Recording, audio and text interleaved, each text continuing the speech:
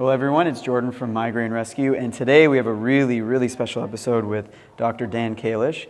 Dr. Kalish is a trained chiropractor as well as a functional medicine practitioner, and today we're going to focus on the organic acid test and how it might show some common trends with migraine sufferers. So I'll let you get into that because you're the expert when it comes to the testing. I'm obsessed by this test. It's become my whole life, which is a good thing. So, on the organic acids profile, there's a section that looks at neurotransmitter function.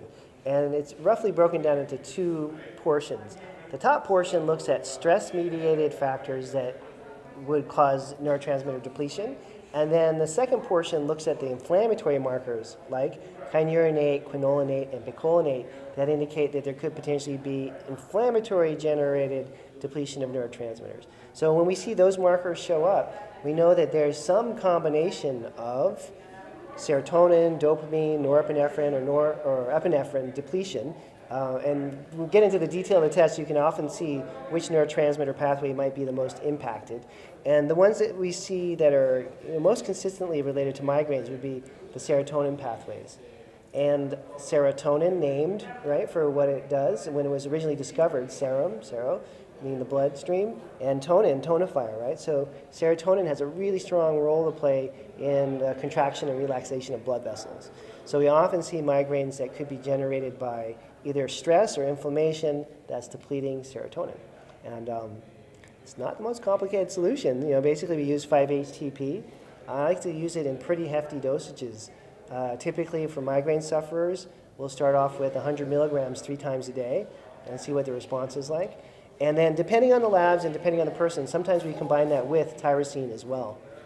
So would you recommend, so a lot of our viewers might not necessarily have a doctor they're working with, to get that test you were talking about, the organic acid test, is it something they can just go to the regular GP to, or is it mostly, from my understanding, just functional medicine doctors who can run it? Yeah, so organic acids is never done in conventional medicine, except for in these really rare cases where they're looking for unusual,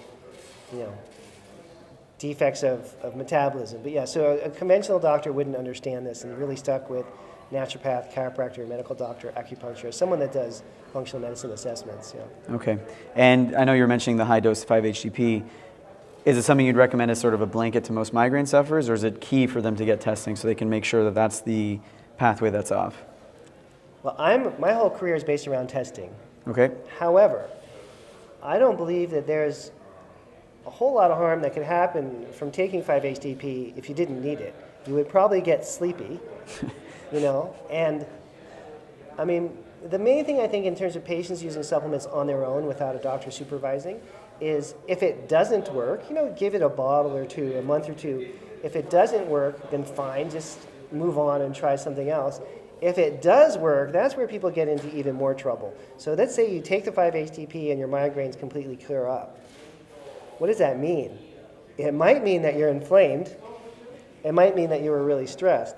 So I always encourage people, if the supplement does work, stop taking it after 3 or 4 months. You're not supposed to be on these things forever. If the headaches come back, then you might, want to consider getting some testing done. Okay, perfect. So don't stay on a supplement for year after year after year forever without some testing. That's the bottom line.